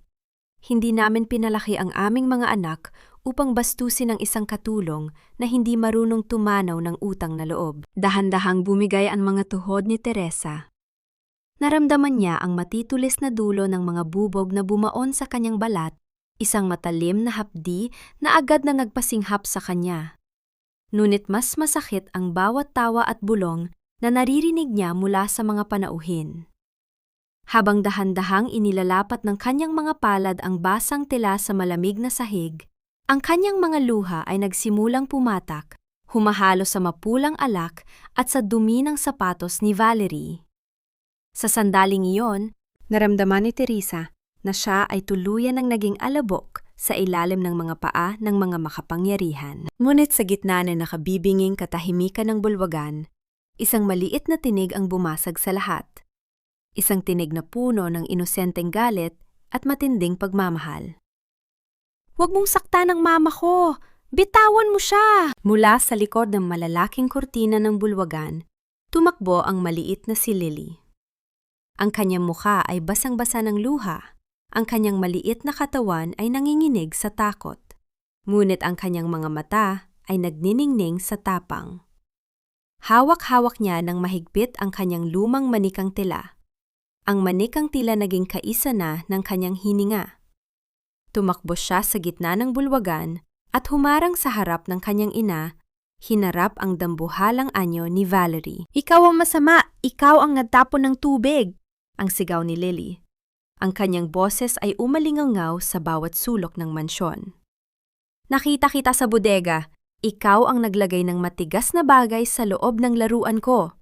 Magnanakaw ka! Ikaw ang magnanakaw." Ang buong bulwagan ay naging kasing tahimik ng isang sementeryo. Ang mga panauhin ay napaatras, ang kanilang mga muka ay puno ng pagkabigla sa narinig, mula sa isang 3 taong gulang na bata. Si Valerie ay naging kasing puti ng papel. Ang kanyang mga labi ay nanginginig sa takot at galit. Alam niya na ang susing ginto ay nasa loob ng manikang iyon. Alam niya na ang kanyang buong mundo ay nakasalalay sa isang piraso ng telang hawak ng isang bata. "Bata ka, wala kang alam. Ibigay mo sa akin yan," ang huling hininga ng desperasyon ni Valerie. Mabilis siyang yumuko at marahas na hinablot ang manika mula sa maliliit na kamay ni Lily. Sa lakas ng paghila ni Valerie, nawalan ng balanse ang nanghihinang si Lily at bumagsak sa sahig. Ang kanyang ulo ay tumama sa matigas na marmol na lumika ng isang tunog na tila nagpapatigil sa bawat hininga sa loob ng silid. Ang manikang tela ay tuluyang napunit sa gitna. Ang mga bulak at himaymay nito ay nagliparan sa hangin na tila mga talulot ng bulaklak sa isang libing. At doon, sa gitna ng mga punit na tela, isang maliit na gintong susi ang kumislap sa ilalim ng mga ilaw ng chandelier bago ito bumagsak sa sahig, gumulong patungo sa gitna ng bulwagan at tumigil sa harap ng isang pares ng itim na sapatos. Ang dulo ng gabi ay nagsimula na, ngunit ang tunay na bagyo ay darating pa lamang.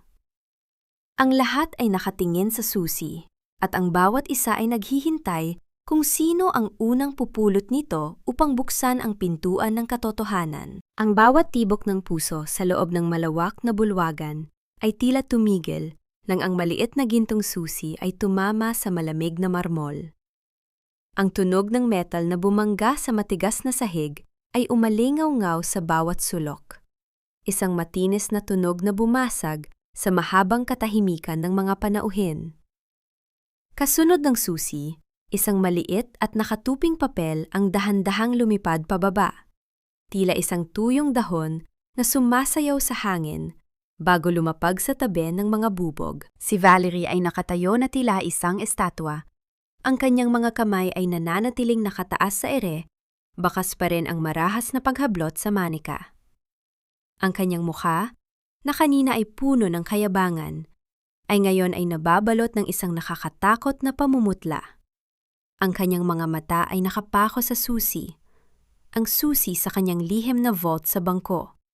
Ang taguan ng kanyang mga kasalanan na ngayon ay nakalantad na sa paningin ng lahat. Sa gitna ng tensyon, ang tunog ng mabibigat na yabag ng sapatos ay narinig mula sa entrada ng bulwagan. Ang mga panauhin ay dahan-dahang nagbigay daan. Dumating si Danilo. Ang kanyang muka ay kasing tigas ng bato at sa kanyang likuran ay si Lolo Nestor kasama ang 3 lalaking naka-Amerikana na may dalang mga aserong folder. Hindi tumingin si Danilo sa kanyang ina o kay Valerie. Ang kanyang unang hakbang ay patungo sa direksyon ni Lily. Dahan-dahan siyang lumuhod sa gitna ng mga bubog. Walang pakialam kung masugatan ang kanyang mamahaling pantalon. Marahan niyang binuhat ang umiiyak na si Lily mula sa sahig. Ang kanyang malalaking kamay ay naging duyan ng kaligtasan para sa bata. Inilayo niya ang maliit na mukha ni Lily mula sa nakakatakot na eksena at dahan-dahang pinunasan ang mga luha sa pisingin nito gamit ang kanyang panyo. Ang bawat haplos niya ay puno ng pagsisisi at pagmamahal, isang tahimik na pangako na hindi na muling masasaktan ang bata. Nestor, kunin mo ang susi at ang papel. Ang malamig na utos ni Danilo habang nananatiling nakayakap kay Lily. Pinulot ni Nestor ang mga ebidensya at iniabot ito sa isa sa mga lalaking kasama nila, isang opisyal mula sa Audit Department ng gobyerno. Binuksan ng opisyal ang nakatuping papel. Ito ay isang orihinal na resibo ng bank transfer, nagpapatunay ng paglilipat ng 5 milyong piso mula sa Monte Claro Foundation patungo sa isang personal na account sa pangalan ng kapatid ni Valerie. Ito na ang huling piraso, Sir Danilo. Ang sabi ng auditor sa isang boses na sapat na marinig ng lahat ng panauhin. Ang susing ito ay tumutugma sa vault box na nakapangalan kay Valerie Escalante, kung saan pinaniniwala ang nakatago ang mga nawawalang kontrata ng foundation. Hinarap ni Danilo si Valerie. Ang kanyang titig ay tila isang hatol na hindi na mababago. Ang bawat sentimo na kinuha mo ay hindi lang pera, Valerie. Ninakaw mo ang pagkakataon ng mga batang katulad ni Lily na gumaling. At ang mas masakit, ginamit mo ang katapatan ni Teresa upang pagtakpan ang iyong sariling dumi. Ang buong bulwagan ay napuno ng bulong-bulungan. Ang mga panauhin na kanina ay humuhusga kay Teresa ay ngayon ay nakatingin kay Valerie nang may pagkasuklam. Ang mga kamera ng mga mamamahayag na naroon ay nagsimulang kislap ng kislap. Kinukuha ang bawat sandali ng pagbagsak ng itinakdang reyna ng mga Monte Claro. Hindi totoo yan! Kasabot siya! Ang sigaw ni Valerie. Ang kanyang boses ay pumitlag sa desperasyon habang itinuturo ang nganying hinig na si Teresa. Siya ang nag-utos sa akin. Ang katulong ngayon, ang utak ng lahat. Danilo, maniwala ka sa akin? Ngunit ang kanyang mga salita ay tila hangin na lamang na walang saysay. Mula sa gilid ng bulwagan, lumitaw ang 2 unipormadong pulis. Ang tunog ng kanilang mabibigat na hakbang ay tila ang huling kumpas ng orasan para kay Valerie. Nang makita niya ang mga pulis, sinubukan ni Valerie na tumakbo patungo sa likod ng mansyon. Ngunit mabilis siyang hinarang ng mga gwardiya. Valerie Escalante, inaaresto ka sa kasong qualified theft at perjury, ang sabi ng pulis habang nilalabas ang mga bakal na posas. Ang tunog ng metal na naglock sa mga pulso ni Valerie ay tila ang huling huldog ng tabing sa isang madilim na dula. Habang hinihila siya palabas ng gulwagan, ang kanyang mga sigaw ay unti-unting nawala sa malayo, naiwan ang isang mansyong puno ng kahihiyan at katotohanan. Tiningnan ni Danilo si Teresa, na hanggang ngayon ay nakaluhod pa rin sa sahig. Tila hindi pa rin makapaniwala na ang kanyang paghihirap ay natapos na. Inabot ni Danilo ang kanyang libreng kamay kay Teresa, isang paanyaya na bumangon mula sa putikan. Ngunit sa likod ng mga mata ni Teresa, may isang malalim na tanong na nananatili. Magagawa nga ba ng katotohanan na gamutin ang mga sugat na idinulot ng mga taong inaasahan niyang magbibigay ng kalinga? Ang ingay ng mga hiyaw ni Valerie ay unti-unting namamatay sa loob ng malawak na pasilyo. Ngunit ang bawat salita ng kanyang pagmumura ay tila naiwan sa hangin. Nag-iiwan ng isang malapot at madilim na amoy ng pagkabulok sa gitna ng karangyaan ng mansyon. Ang bawat panauhin ay nanatiling tahimik. Ang kanilang mga mukha ay tila mga estatwa ng yelo na dahan-dahang natutunaw sa ilalim ng init ng katotohanan. Ang bawat kislap ng mga brilyante sa loob ng bulwagan ay tila nawala ng ningning sapagat ang gintong bumabalot sa pamilyang Monte Claro ay napatunayang may mansa ng dugo at luha. Sa gitna ng bulwagan, nakatayo si Senyora Consolacion. Ang kanyang buhok na maingat na nakaayos ay tila naging kasing puti ng nyebe sa ilalim ng mga ilaw. At ang kanyang katawan ay nanginginig sa matinding panginginig na hindi niya mapigilan. Ang hiya na buong buhay niyang pinangalagaan at itinuring na mas mahalaga kaysa sa buhay ng iba, ay tuluyan ng gumuho sa harap ng madla. Ang bawat bulong ng mga bisita ay tila libu-libong karayom na tumutusok sa kanyang balat. Hinarap siya ni Danilo, habang karga pa rin ang natutulog na si Lily. Ang titig ng anak sa ina ay hindi puno ng galit, kundi puno ng isang malalim na pagkapagod at awa. "Nay, tignan mo ang paligid mo," ang sabi ni Danilo. Ang kanyang boses ay mababa at tila galing sa ilalim ng lupa. Ang reputasyon na buong buhay mong binuo sa pamamagitan ng pagtapak sa mga maliliit na tao ay naglaho sa loob lamang ng isang gabi dahil sa isang maliit na susi. Ang karanyaan natin ay naging bilangguan natin dahil nakalimutan nating maging tao. Hindi nakasagot ang matandang babae. Ang kanyang mga labi ay nanginginig, ngunit walang salitang lumalabas. Tumingin siya kay Teresa, na ngayon ay dahan-dahang tumatayo mula sa pagkakaluhod sa gitna ng mga bubog. Ang mga sugat sa tuhod ni Teresa ay dahan-dahang naglalabas ng dugo, ngunit ang mas malalim na sugat ay nasa kanyang mga mata. Mga matang pagod na sa pakikipaglaban sa isang mundong sadyang malupit sa mga katulad niya. Lumapit si Danilo kay Teresa. Ibinaba niya ng bahagya ang kanyang katawan upang mapantayan ang tingin ng babae. "Teresa, patawad. Patawarin mo ako. Patawarin mo ang pamilya ko." Ang bulong ni Danilo. Ang kanyang boses ay basag sa emosyon. "Walang halaga ng pera o salita ang makakapag-ayos sa sinira namin sa iyo. Pero pangako, mula ngayon, hindi ka na muling luluhod sa harap ni Numan." Inabot ni Danilo ang kanyang kamay upang aluin ang balikat ni Teresa. Ngunit ang babae ay dahan-dahang napaatras. Ang haplos ni Danilo, na dati ay nagbibigay sa kanya ng init, ay tila naging isang paalala na siya ay mananatili pa ring isang biktima sa paningin ng mga taong ito. Ang kanyang puso ay manhid na. Ang bawat luhang pumatak sa kanyang mga pisingi ay tila napatuyo na ng matinding pait. "Salamat po, Sir Danilo." Ang tanyang nasabi ni Teresa. Ang kanyang boses ay walang sigla, tila isang tuyong dahon na dinala ng hangin.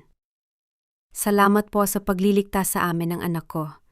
Pero ang sugat na ito, hindi po ito gagaling ang simpleng patawad." Nang gabing iyon, matapos magsilisan ang lahat ng mga bisita, ang mansyon ng mga Monteclaro ay binalot ng isang nakakabinging katahimikan. Ang mga ilaw ay pinatay at ang tanging narinig ay ang mahinang paghampas ng hangin sa mga kurtina. Sa loob ng maliit at madilim na silid ng mga katulong, si Lolo Nestor ay nakatayo sa may pinto, pinapanood ang bawat kilos ni Teresa. Tahimik na inilalabas ni Teresa ang kanyang mga lumang damit mula sa maliit na cabinet. Inilalagay niya ang mga ito sa loob ng isang lumang maleta na gawa sa karton at lona. Ang bawat tupi ng damit ay tila isang pagpapaalam sa mga taon ng kanyang pagtitiis. Kinuha niya ang manikang tela ni Lily, ang manikang napunit at nagbunyag ng katotohanan, at maingat na inilagay ito sa ibabaw ng kanyang mga gamit. "Seryoso ka na ba sa iyong pasya, Teresa?" ang tanong ni Nestor. Ang kanyang boses ay puno ng lungkot. "Dito ay ligtas na kayo. May pera ng nakalaan para sa operasyon ni Lily. Maari kang manatili at maging bahagi na ng pamilyang ito." Tumigil si Teresa sa pag-iempake at tumingin sa matanda. Ang kanyang mga mata ay nagniningning sa ilalim ng liwanag ng buwan. "Lolo Nestor, ang kaligtasan na binibili ng pera ay hindi tunay na kalayaan. Ang bawat sulok ng mansyong ito ay magpapaalala sa akin ng aking pagkakaluhod at ng amoy ng alak ni Valerie sa aking balat. Gusto kong makita ni Lily ang mundo na ang tingin sa kanya ay hindi anak ng isang katulong na kinahabagan, kundi isang batang may sariling pangalan." Isinara ni Teresa ang kanyang maleta. Ang tunog ng pag-lock ng lumang latch ay tila ang huling hininga ng kanyang buhay sa loob ng mansyong iyon. Binuhat niya ang mahimbing na natutulog na si Lily, isinabit ang maleta sa kanyang balikat, at dahan-dahang lumakad patungo sa tarangkahan. Habang papalayo siya sa nagniningning na mansyon na dati, ay pangarap niyang pasukan. Hindi niya alam na sa itaas ng balkonahe, nakatayo si Danilo, pinapanood ang kanyang bawat hakbang sa dilim. Ang puso ni Danilo ay tila pinipiga sa sakit. Ngunit alam niya na ang pagpapakawala kay Teresa ang huling marangal na bagay na magagawa niya para sa babaeng tunay niyang minahal. Saan dadalhin ng tadhana ang isang inang tumalikod sa yaman upang hanapin ang kanyang dignidad? At magagawa nga ba ni Danilo na hanapin ang kanyang sarili sa labas ng mga pader ng mansyong sumira sa kanyang pagkatao? Huwag mong isipin na ang pag-alis mo ay kabayaran ng aming mga pagkakasala, Teresa. Ang tanging hiling ko lang ay bigyan mo ako ng pagkakataong itama ang lahat, hindi bilang amo, kundi bilang isang taong nagnanais na mapatawad mo. Ang boses ni Danilo ay nanginginig sa gitna ng malamig na hangin ng madaling araw.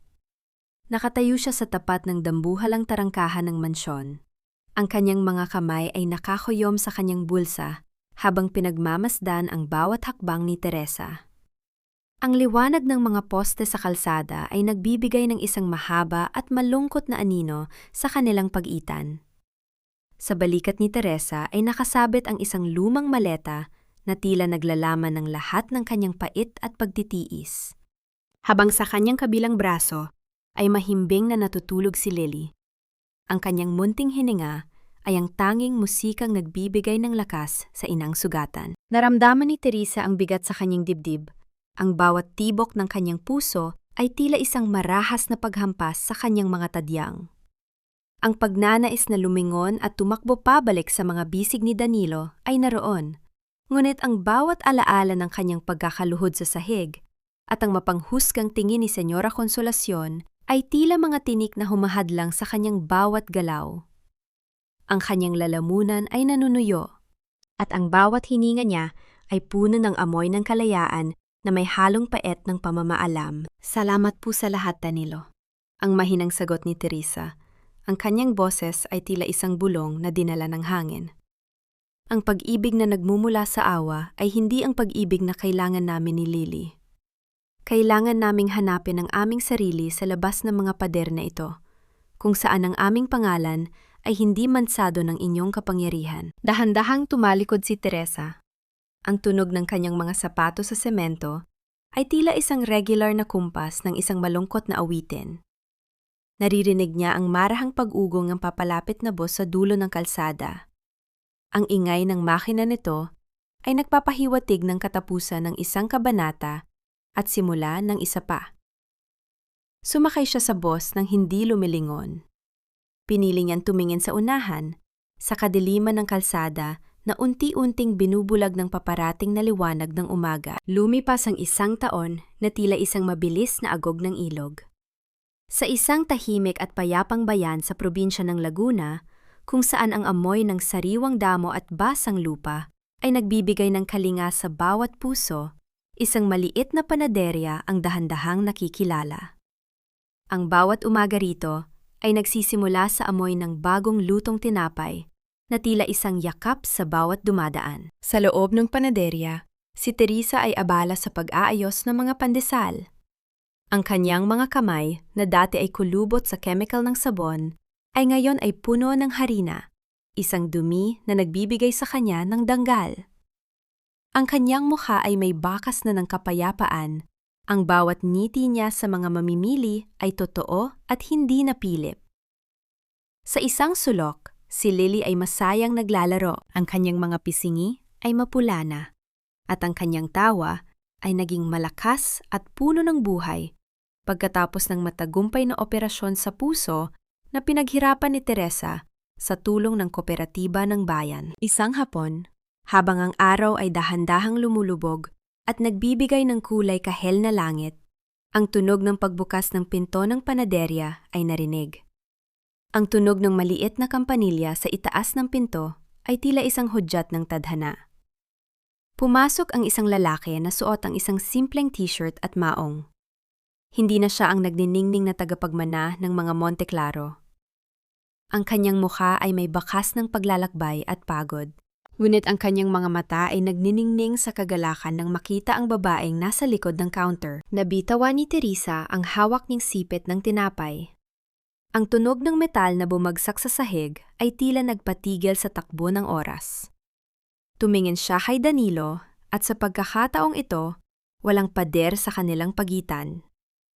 Walang mansyong nakabantay, walang titulong kailangang protektahan. Teresa, ang sabi ni Danilo. Ang kanyang boses ay malambot at puno ng pag-asa. Nagtrabaho ako bilang guro sa kabilang bayan.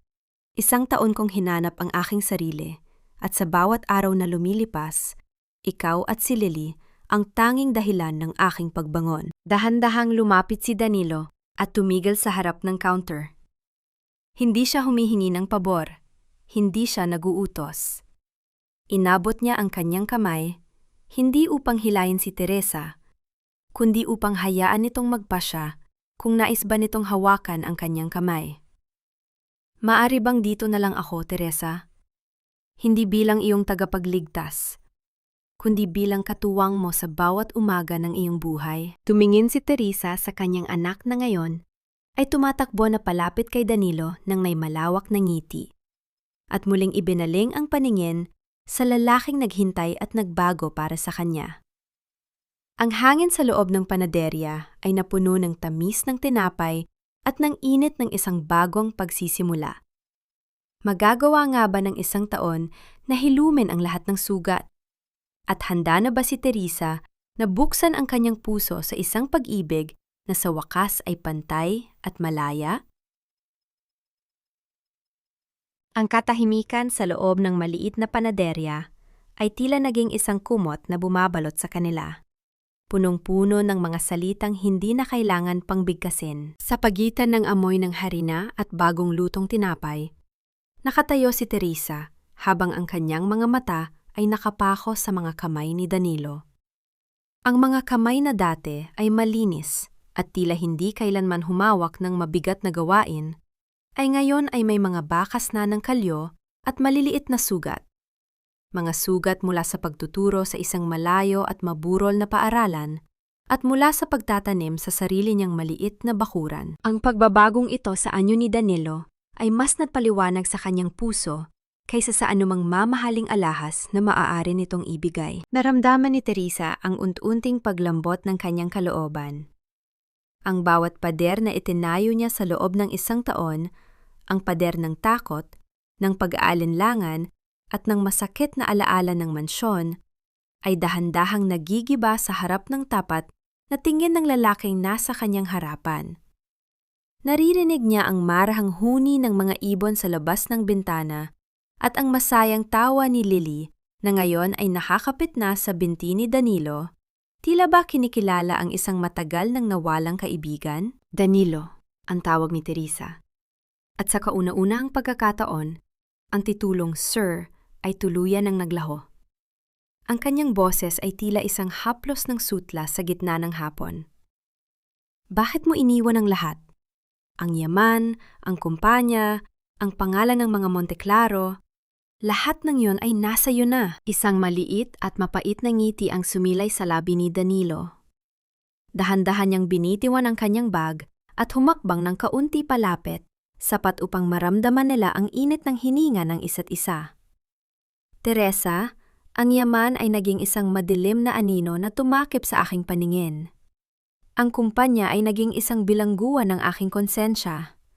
Nung umalis ka, dinala mo ang tanghing liwanag na nagpapakita sa akin kung paano maging tunay na tao. Ang tanging bagay na may halaga sa akin na yon ay ang pagkakataong magsimula muli sa tabi mo. Kahit nang ibig sabihin nito ay ang mamuhay sa payak na paraan. Ikinuwento ni Danilo ang nangyari sa loob ng 1 taon. Ang kanyang ina, si Senyora Consolacion, ay nananatili pa rin sa mansyon. Ngunit ang bawat sulok nito ay puno na ng pagsisisi at kalungkutan. Hindi na nito magawang lumabas dahil sa hiya sa komunidad. At ang tanging kasama nito ay ang mga anino ng kanyang sariling mga pagkakamali. Si Valerie naman ay nahatulan na ng mahabang taon sa kulungan, isang lugar kung saan ang kanyang mga brilyante ay walang silbi. Pinatawad ko na sila, Danilo, ang mahinang sabi ni Teresa, habang dahan-dahang iniabot ang kanyang kamay upang hawakan ang magaspang na palad ng binata. Hindi dahil karapat-dapat sila, kundi dahil ayaw kong bitbitin ang bigat ng galit sa puso ko habang pinapalaki ko si Lily. Gusto kong lumaki ang anak ko sa isang mundong puno ng pagmamahal, hindi ng paghihigante. Ang pagdampi ng kanilang mga balat ay tila isang kuryente ng pag-asa na dumaloy sa kanilang mga ugat. Naramdaman ni Danilo ang matinding kagalakan. Isang kagalakan na mas matamis pa sa anumang tagumpay sa negosyo. Dahan-dahan niyang itinaas ang kamay ni Teresa at idinampi ang kanyang mga labi sa mga daliri nitong amoy tinapay.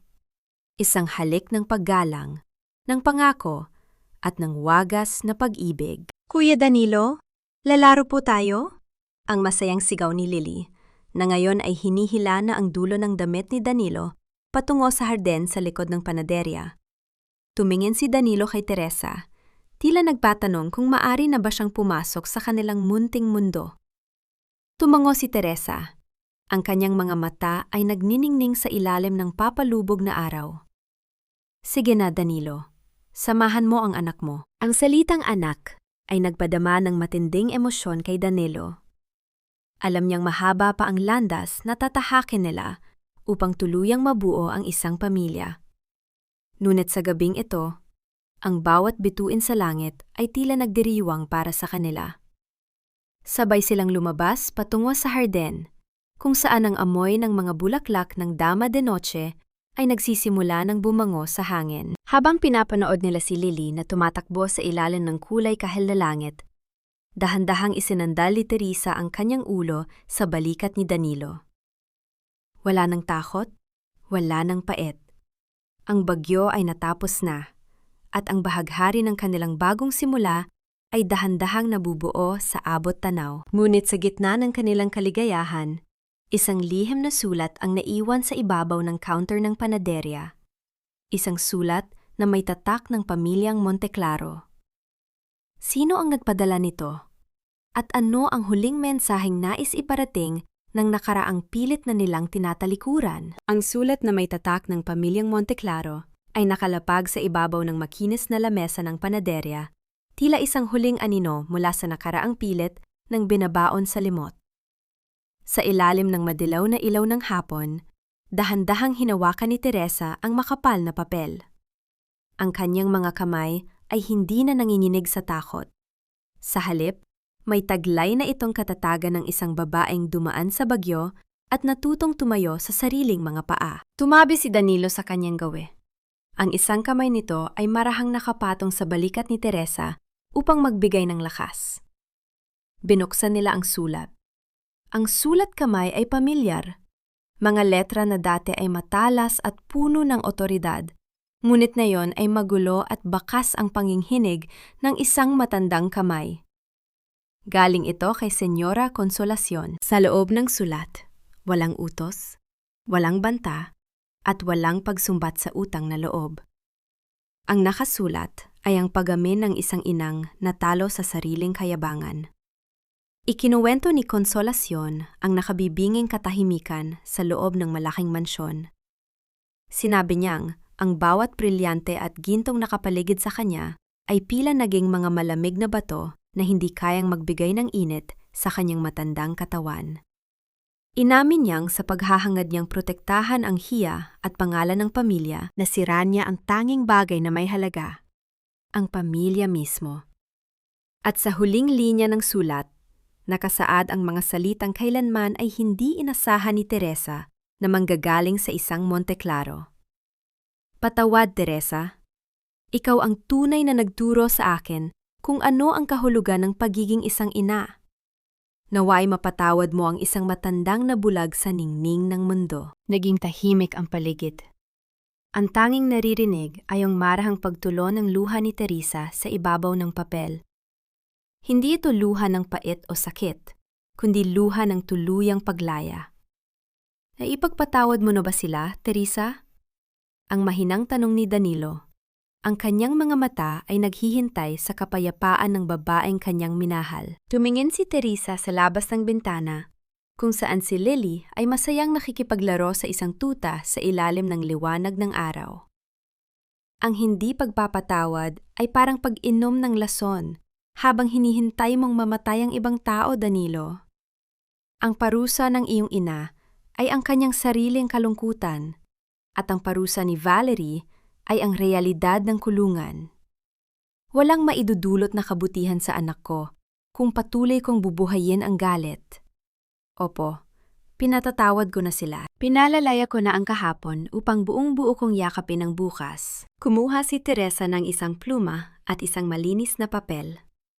Sumulat siya ng isang maikling tugon para kay Senyora Consolacion. Hindi upang bumalik sa mansyon, kundi upang iparating na ang tanikala ng hinanakit ay putol na. Ipinadala rin niya ang isang pakiusap na gamitin ng senyora ang pondo ng foundation hindi para sa reputasyon, kundi para sa mga tunay na nangangailangan, gaya ng mga batang may sakit sa puso sa kanilang probinsya. Lumipas ang ilang buwan at ang munting panaderya ay naging tahanan ng isang tunay na pamilya. Isang hapon, sa dalampasigan malapit sa kanilang bayan, magkakasamang naglalakad sina Teresa, Danilo at Lily. Ang hangin ng dagat ay humahaplos sa kanilang mga mukha, nagdadala ng amoy ng asin at kalayaan. Tumakbo si Lily sa unahan, hinahabol ang mga alon na humahalik sa buhangin. Papa Danilo! Mama! Tignan niyo po ang ganda ng araw! Ang masayang sigaw ng bata. Ang salitang papa ay lumabas sa kanyang labi ng ganoon na lamang kaganap. Tila ba itinadhana simulat sa pool. Napatigil si Danilo. Ang kanyang puso ay tila lumaki sa sobrang kagalakan. Tumingin siya kay Teresa at nang walang pag-aalinlangan, niyakap niya ang babae mula sa likuran. Ipinatong ni Danilo ang kanyang baba sa balikat ni Teresa, habang ang kanyang mga braso ay nakapulupot sa baywang nito. Isang yakap na nagbibigay ng seguridad, pagrespeto at wagas na pagmamahal. Ipinikit ni Teresa ang kanyang mga mata at isinandal ang kanyang ulo sa dibdib ng binata. Dinaramdam ang tibok ng puso na ngayon ay kasabay na ng sa kanya. Salamat, Teresa. Bulong ni Danilo sa kanyang tinga. Salamat sa pagtuturo sa akin na ang tunay na yaman ay hindi ang marangyang mansyon, kundi ang ganitong kapayapaan sa piling mo. Hinarap ni Teresa si Danilo at tinitigan ito sa mata. Sa ilalim ng kulay kahel na langit ng takipsilim, dahan-dahang nagtagpo ang kanilang mga labi sa isang halik na puno ng tamis at pag-asa. Isang halik na nagpinid sa lahat ng sugat at nagbukas sa isang habambuhay na kaligayahan. Sa huli, ang kwento ni Teresa ay nag-iwan ng isang malalim na aral na mananatili sa puso ng bawat nakikinig. Ang tunay na ningning ng buhay ay hindi matatagpuan sa ginto, brilyante, o mataas na katayuan sa lipunan na madalas ay nabulag sa doitra at kayabangan. Ang tunay na yaman ng isang tao ay ang kanyang dignidad, ang katapatan ng kanyang konsensya, at ang walang hanggang lakas ng isang ina na handang lumaban para sa katotohanan at pag-ibig. Ang mga pagsubok ay maaring magpaluhod sa atin sa mga bubog ng buhay. Ngunit habang may pagmamahal at pananalig, kailanman ay hindi tayo mananatiling nakadapa. Ang pagpapatawad ang pinakamataas na uri ng tagumpay. At ang kapayapaan ng pamilya ang pinakamagandang gantimpala na kailanman ay hindi mabibili ng salapi. Ang bawat alon na humahalik sa Pampang at ang marahang paglubog ng araw sa Laguna ay hudyat ng isang payapang wakas para sa ating mga bida. Ito ang katahimikang matagal nilang ipinaglaban. Isang katahimikang hindi na mabubura ng anumang anino ng nakaraan. Mga mahal kong tagapakinig, maraming salamat sa inyong pagtitiyaga na samahan ako sa mahabang biyaheng ito. Mula sa madilim na pasilyo ng mansyon ng mga Monte Claro hanggang sa maliit at mabangong panaderya ni Teresa. Aaminin ko sa inyo, noong isinusulat ko ang tagpo kung saan pilit na pinaluluhod si Teresa sa harap ng maraming tao, Habang tinitiis ang matatalim na bubog sa kanyang mga tuhod, kailangan kong huminto dahil sa bigat ng aking nararamdaman. Ang bawat salita ay tila galing sa mga totoong karanasan ng mga kababaihang walang pag-iimbot na nag-aalay ng kanilang sariling dangal para sa kaligtasan ng kanilang mga anak. Ang kwentong ito ay hinubog mula sa mga tunay na hirap at tagumpay na madalas nating hindi napapansin sa ating paligid. Ang buhay natin ay parang ang minamasang tinapay ni Teresa. Kailangan nating dumaan sa matinding pagpiga, paghampas ng tadhana, at sa mainit na hornuhan ng mga pagsubok upang mailabas ang tunay nating bango at tibay. Ang bawat hapdi ay hindi katapusan, kundi paraan lamang upang maging mas malambot ang ating puso para sa mga taong tunay na nagmamahal sa atin. Sa inyong palagay, tama ba ang naging desisyon ni Teresa na iwan ang lahat ng yaman ng mga Monte Claro para sa kanyang kalayaan? Kung kayo ang nasa kalagayan niya, magagawa niyo rin bang patawarin ang mga taong sumira sa inyong pagkatao? Gusto ko ring malaman, nasaan kaya kayo habang nakikinig sa tinig kong ito? Nagtutupi ba kayo ng mga damit? Nagluluto para sa hapunan ng inyong pamilya? O marahil ay nagpapahinga na matapos ang isang mahabang araw? Ibahagi ninyo ang inyong damdamin at kwento sa comment section. Dahil dito sa ating munting tahanan, palaging may nakikinig at may nagmamalasakit. Huwag niyo rin kalimutang i-like at i-share ang ating video para mas marami pa tayong pusang maabot at mabigyan ng pag-asa. Nawa ibuunin ninyo ang kapayapaan ni Teresa sa inyong pagtulog o sa inyong pagpapatuloy sa gawain. Manatiling marangal, manatiling matatag, at palaging maniwala na pagkatapos ng pinakamadilim na gabi ay may darating na bagong umaga. Pamagat ng kwento sa ilalim ng ningning paunawa. Ang lahat ng mga karakter at sitwasyon sa kwentong ito ay katang-isip lamang na nilikha para sa layuning libangan at pagpaparating ng positibong mensahe. Ang karapatang-ari ng kwentong ito ay pag-aari ng channel na Puso Diaries.